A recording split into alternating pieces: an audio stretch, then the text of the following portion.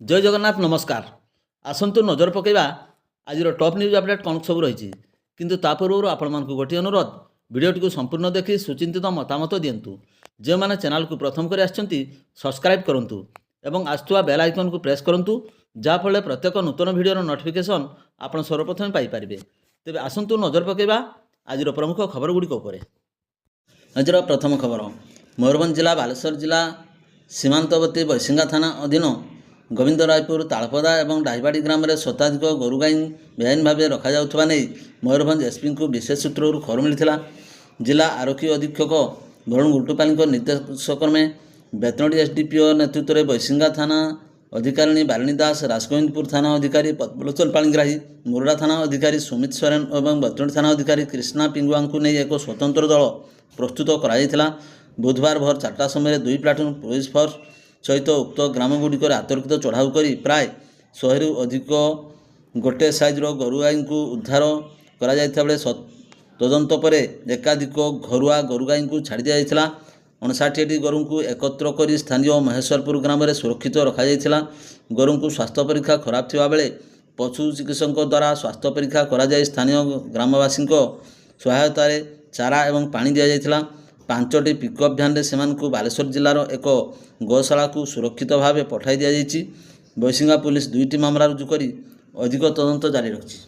परवर्ती खबर कप्तिपदा ब्लॉक अंतर्गत जड़ीदा ग्राम पंचायत सरपंच अनास्था भट्टे काटिबा परे नायब सरपंच को दायित्व प्रदान कराइछि।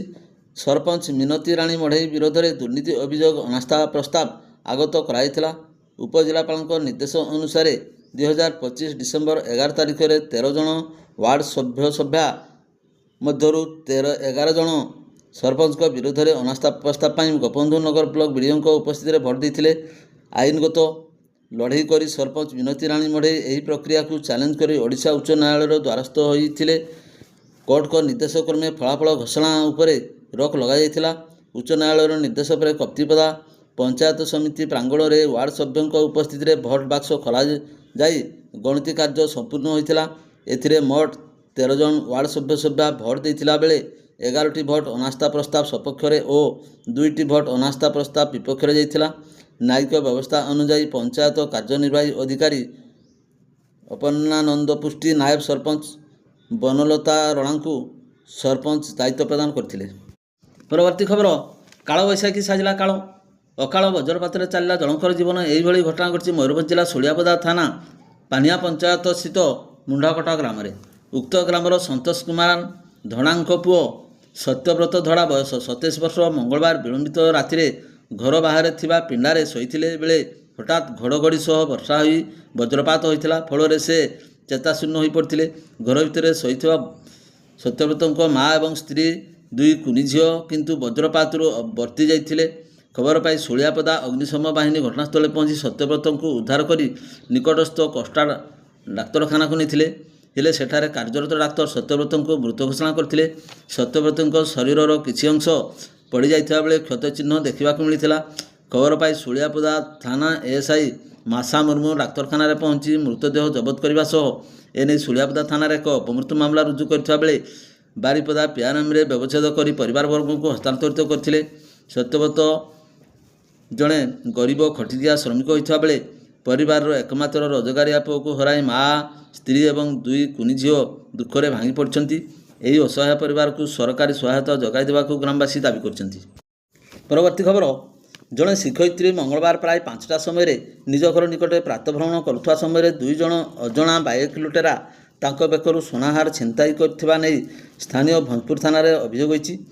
अभियोगकारी जसोदा महंत स्थानीय श्रीपतगंज हाईस्कूल शिक्षयित्री एवं तांको निज घर 27 नंबर वार्ड तुलसीचौरार से नेताजी विहार लेन रे प्रातभ्रमण करथुवा समय लुटेरा माने सोनाहार छिनताई कर बाइक जोगे विश्वविद्यालय रास्ता दे पलाई जाइथिले। छिनताई होइथिबा 15 ग्राम ओजन सोनाहार सहित लकेटर मूल्य प्राय 2 लाख टंका हेबो बोली प्रकाश। पुलिस तदंत सत्वे एपर्यंत कौन सुराक मिल पारि नहीं। परवर्ती खबर सरकार वसुंधरा योजना बिजातला तहसिल तरफर रायहरी पंचायतर जड़ाचुआ ग्राम में 6टी विरल आदिवासी खड़िया समेत समुदाय 10टी आदिवासी परिवार को घरडीह जमीपटा बंटन कराई। जमीपटा पाइथिबा खड़िया माने निकटस्थ संरक्षित जंगल मध्य घरद्वार कर बसवास करथिले। घरडीह जमीपटा पाइथिबा हिताधिकारी माने हेले ଶୁକ୍ରମଣି ଦେହୁରୀ ସ୍ୱାମୀ ଶୁକୁରା ଦେହୁରୀ, କାପୁରା ଦେହୁରୀ ସ୍ୱାମୀ ଗୁରୁବା ଦେହୁରୀ, ସଞ୍ଜାରୀ ଦେହୁରୀ ସ୍ୱାମୀ ଚୈତନ୍ୟ ଦେହୁରୀ, ବଂଶଲା ଦେହୁରୀ ସ୍ୱାମୀ ସନୟ ଦେହୁରୀ, କଇଁଥ ଦେହୁରୀ ସ୍ୱାମୀ ଶମ୍ଭୁ ଦେହୁରୀ, ସୁକୁରି ଦେହୁରୀ ସ୍ୱାମୀ ନାଥ ଦେହୁରୀ, ସୁରୁ ଗାଗରାଇ ସ୍ୱାମୀ ନରହରି ଗାଗରାଇ, ଗୁରୁବାରୀ ଗାଗରାଇ ସ୍ୱାମୀ ମୁଚିରାମ ଗାଗରାଇ, ଠୁଳି ପୂର୍ତ୍ତି ସ୍ୱାମୀ ସାଧୁ ପୂର୍ତ୍ତି, ନାନ୍ଦି ଗାଗରାଇ ସ୍ୱାମୀ ଶମ୍ଭୁ ଗାଗରାଇ। ବିଜାତଳା ତହସିଲ ଅଶ୍ୱିନୀ କୁମାର ଭୂୟାଁ ହିତାଧିକାରୀମାନଙ୍କୁ ଘରଡିହ ଜମିପଟ୍ଟା ପ୍ରଦାନ କରିଥିଲେ। ପରବର୍ତ୍ତୀ ଖବର, ଆଧାର କାର୍ଡ଼ରେ ନାମ ଭୁଲ ରହିଥିବା ଯୋଗୁଁ ଜଣେ ଆଦିବାସୀ ଛାତ୍ରୀ ବିଭିନ୍ନ ସରକାରୀ ଯୋଜନା ଏବଂ ବିଭିନ୍ନ କାର୍ଯ୍ୟ ସମ୍ପାଦନରେ ଅସୁବିଧା ସମ୍ମୁଖୀନ ହେଉଥିବା ଜଣାପଡ଼ିଛି। ବାରମ୍ବାର ଚେଷ୍ଟା ସତ୍ତ୍ୱେ ଆଧାର କାର୍ଡ଼ରେ ନାମ ସଂଶୋଧନ ହୋଇପାରୁନଥିବାରୁ ପରିବାର ଲୋକମାନେ ପ୍ରଶାସନର ସହଯୋଗ ଲୋଡ଼ିଛନ୍ତି। କରଞ୍ଜିଆ ବ୍ଲକ କୁଳିଫସି ପଞ୍ଚାୟତ ଟିକାସିଲ ଗ୍ରାମର ବଟକୃଷ୍ଣ ସିଂଙ୍କର 11 ବର୍ଷିଆ ଝିଅ ନିରିମା ସିଂଙ୍କ ଆଧାର କାର୍ଡ଼ରେ ନାମ ଭୁଲ ରହିଥିବା ସେ ବହୁ ସମସ୍ୟାର ସମ୍ମୁଖୀନ ହେଉଥିବା ଜଣାଯାଇଛି। ସ୍କୁଲ ରେକର୍ଡ଼ ଏବଂ ଜନ୍ମ ପ୍ରମାଣପତ୍ରରେ ନିରିମା ସିଂ ନାମ ଥିବାବେଳେ ଆଧାର କାର୍ଡ଼ରେ ନିଗମ ସିଂ ଉଲ୍ଲେଖ ରହିଛି। ସଂଶୋଧନ ପାଇଁ ପରିବାର ପକ୍ଷରୁ ପ୍ରଥମେ କୁଳପସି ପଞ୍ଚାୟତ ନିକଟରେ ଜନସେବା କେନ୍ଦ୍ର, ପରେ କରଞ୍ଜିଆ ପୋଷ୍ଟ ଅଫିସ ଏବଂ ତୃତୀୟ ଥର କରଡ଼ିଆ ସ୍ଥିତ ଜନସେବା କେନ୍ଦ୍ରରେ ସମସ୍ତ ଆବଶ୍ୟକ କାଗଜପତ୍ର ଦେଇ ପ୍ରକ୍ରିୟା କରାଇଥିଲେ ମଧ୍ୟ ପ୍ରତିଥର ପୂର୍ବବତ୍ ଭୁଲ ନାମ ସହିତ ଆଧାର କାର୍ଡ଼ ଆସୁଥିବା ଅଭିଯୋଗ କରିଛନ୍ତି। କୁଳପସିର ପୂର୍ବତନ ସରପଞ୍ଚ ଗମ୍ହା ସିଂ ଛାତ୍ରୀଙ୍କର ଆଧାର କାର୍ଡ଼ ସଂଶୋଧନ କରାଇବାକୁ ପ୍ରଶାସନକୁ ଅନୁରୋଧ କରିଛନ୍ତି। ପରବର୍ତ୍ତୀ ଖବର, ଉଦଳା ଥାନା ବୃନ୍ଦାଗଡ଼ି ଗ୍ରାମର କୈଳାସ ନାୟକ 50 ବର୍ଷଙ୍କର ମଙ୍ଗଳବାର ଅସ୍ୱାଭାବିକ ଭାବେ ମୃତ୍ୟୁ ହୋଇଯାଇଛି। ଦିନ ଦ୍ୱିପ୍ରହର ସମୟରେ ଶୌଚ ପାଇଁ ଯାଇଥିବା ବେଳେ ପ୍ରଚଣ୍ଡ ଖରା ପାଇ ପଡ଼ିଯାଇଥିଲେ। ଅଂଶୁଘାତ ଯୋଗୁଁ ମୃତ୍ୟୁ ହୋଇଥିବା ପରିବାର ଲୋକମାନେ କହୁଥିବା ବେଳେ ପୋଲିସ ଅପମୃତ୍ୟୁ ଦାୟର କରିଛି। ତଦନ୍ତପୂର୍ବକ ମୃତଦେହକୁ ବ୍ୟବଚ୍ଛେଦ କରି ପରିବାରବର୍ଗଙ୍କୁ ହସ୍ତାନ୍ତରିତ କରାଯାଇଛି। ପରବର୍ତ୍ତୀ ଖବର, 7,10,693 ଟଙ୍କା ଅନଲାଇନ୍ରେ ସାଇବର ଠକେଇ ଶିକାର ହୋଇଥିବା ନେଇ ବାରିପଦା ମୟୂରଭଞ୍ଜ ଜିଲ୍ଲା ସାଇବର ଏବଂ ଅର୍ଥନୈତିକ ଅପରାଧ ଥାନାରେ ଖୋର୍ଦ୍ଧା ରେଳ ଡିଭିଜନର ଅବସରପ୍ରାପ୍ତ ସିନିୟର ଟେକ୍ନିସିଆନ ରମେଶ ଚନ୍ଦ୍ର ଟୁଡୁଙ୍କ ଅଭିଯୋଗ କ୍ରମେ ଏକ ମାମଲା ମଙ୍ଗଳବାର ରୁଜୁ ହୋଇ ତଦନ୍ତ ଆରମ୍ଭ ହୋଇଛି। ଅଭିଯୋଗକାରୀ ଶ୍ରୀ ଟୁଡୁ ଗତ ଫେବୃଆରୀ 28 ତାରିଖ ଚାକିରିରୁ ଅବସର ନେବା ପରେ ନିଜ ଗ୍ରାମ ଠାକୁରମୁଣ୍ଡା ଥାନା ଅଧୀନ ପଡ଼ିଆବାଡ଼ା ଗ୍ରାମରେ ରହୁଛନ୍ତି। ଅଭିଯୋଗ ଅନୁଯାୟୀ ତାଙ୍କ ମୋବାଇଲକୁ ଗତ 1 ତାରିଖରେ ଜନୈକ ଅଜଣା ବ୍ୟକ୍ତିଙ୍କ ମୋବାଇଲରୁ ଫୋନ୍ ଆସିଥିଲା। ଫୋନ୍ କରିଥିବା ଅଜଣା ବ୍ୟକ୍ତି ନିଜକୁ ବ୍ୟାଙ୍କ ଅଫିସର ଭାବେ ପରିଚୟ ଦେବା ସହିତ ରେଳବାଇ ବିଭାଗରୁ ମିଳିଥିବା ଅବସରକାଳୀନ ଟଙ୍କା ଅଭିଯୋଗକାରୀଙ୍କ ବ୍ୟାଙ୍କ ଆକାଉଣ୍ଟକୁ ପଠାଯିବା ସକାଶେ ବ୍ୟାଙ୍କର ସମସ୍ତ ତଥ୍ୟ ପ୍ରଦାନ କରିବାକୁ କହିଥିଲେ। ଏଣୁ ତାଙ୍କ କଥାରେ ବିଶ୍ୱାସ କରି ସମସ୍ତ ତଥ୍ୟ ମଧ୍ୟ ପଠାଇ ଦେଇଥିଲେ। କିନ୍ତୁ ପରବର୍ତ୍ତୀ ସମୟରେ ତାଙ୍କ ଭାରତୀୟ ଷ୍ଟେଟ୍ ବ୍ୟାଙ୍କ ଆକାଉଣ୍ଟରୁ ଯାଞ୍ଚ କରିବା ପରେ ବିଭିନ୍ନ ପର୍ଯ୍ୟାୟରେ ତାଙ୍କ ଅଜାଣତରେ ମୋଟ 7,10,693 ଟଙ୍କା ଅନଲାଇନ୍ରେ ଉଠାଣ ହୋଇଥିବା ସହିତ ଠକାମିର ଶିକାର ହୋଇଥିବା ସେ ଜାଣିବାକୁ ପାଇଥିଲେ। ପରବର୍ତ୍ତୀ ଖବର, ମରଡ଼ା ଥାନା ଅଧୀନ ପଞ୍ଚଭାୟା ଗ୍ରାମର ଜନୈକ ଯୁବକ ଜନସେବା କେନ୍ଦ୍ର ଖୋଲିବା ପାଇଁ ଫୋନ୍ ଯୋଗେ ଅପରିଚିତ ବ୍ୟକ୍ତିଙ୍କ ସହିତ ଆଲୋଚନା ପରେ ପର୍ଯ୍ୟାୟକ୍ରମେ 80,000 ଟଙ୍କା ପୈଠ ପରେ ଠକେଇର ଶିକାର ହେବା ଜାଣିବା ପରେ ମରଡ଼ା ପୋଲିସର ଦ୍ୱାରସ୍ଥ ହୋଇଛନ୍ତି। ହସ୍ତଗତ ସୂଚନା ମୁତାବକ ପଞ୍ଚଭାୟା ଗ୍ରାମର ସ୍ୱର୍ଗତ ରାମଚନ୍ଦ୍ର ମହାନ୍ତଙ୍କ ପୁଅ ସତ୍ୟନାରାୟଣ ମହାନ୍ତ ଏକ ଜନସେବା କେନ୍ଦ୍ର ଖୋଲିବାକୁ ମନସ୍ଥ କରିଥିଲେ। ଏହି ସମୟରେ ତାଙ୍କ ନିକଟକୁ 2024 ମସିହାର ଏକ ଅଜଣା ଫୋନ୍ କଲ୍ ଆସିବାରୁ ସେ ସେଥିରେ ଭରସା କରିଥିଲେ। ଅଦୃଶ୍ୟ ବ୍ୟକ୍ତିଙ୍କ କହିବା ମୁତାବକ ଜନସେବା କେନ୍ଦ୍ର ଖୋଲିବାକୁ ଆବଶ୍ୟକ ସିକ୍ୟୁରିଟି ଅର୍ଥ ସହ କମ୍ପ୍ୟୁଟର ବାବଦକୁ ପର୍ଯ୍ୟାୟକ୍ରମେ 7 ଥରରେ ମୋଟ 80,000 ଟଙ୍କା ପଠାଇଥିଲେ। ପରବର୍ତ୍ତୀ ସମୟରେ ସତ୍ୟନାରାୟଣ ଠକାମିର ଶିକାର ହୋଇଥିବା ଜାଣି ଅନଲାଇନ୍ରେ ଅଭିଯୋଗ କରି ମରଡ଼ା ଥାନା ସହାୟତା ଲୋଡ଼ିଥିଲେ। ମରଡ଼ା ପୋଲିସ ଘଟଣାର ତଦନ୍ତ ଜାରି ରଖିଥିବା ବେଳେ ଏନେଇ ଏକ ଠକେଇ ଜନିତ ମାମଲା ରୁଜୁ କରିଥିବା ନେଇ ଥାନା ଅଧିକାରୀ ସୁମିତ କୁମାର ସୋରେନ ପ୍ରକାଶ କରିଛନ୍ତି। ପରବର୍ତ୍ତୀ ଖବର, ମରଡ଼ା ବ୍ଲକ ତଥା ବେତନଟୀ ବନାଞ୍ଚଳ ଅଧୀନ ଭାଲିଆଢିଆ ପଞ୍ଚାୟତ ମାଝିଆଣୀ ଗ୍ରାମରେ ମଙ୍ଗଳବାର ବିଳମ୍ବିତ ରାତିରେ ହାତୀ ଆକ୍ରମଣରେ ଜଣଙ୍କର ଘର ଭାଙ୍ଗି ବ୍ୟାପକ କ୍ଷୟକ୍ଷତି ଘଟାଇଥିବା ଜଣାପଡ଼ିଛି।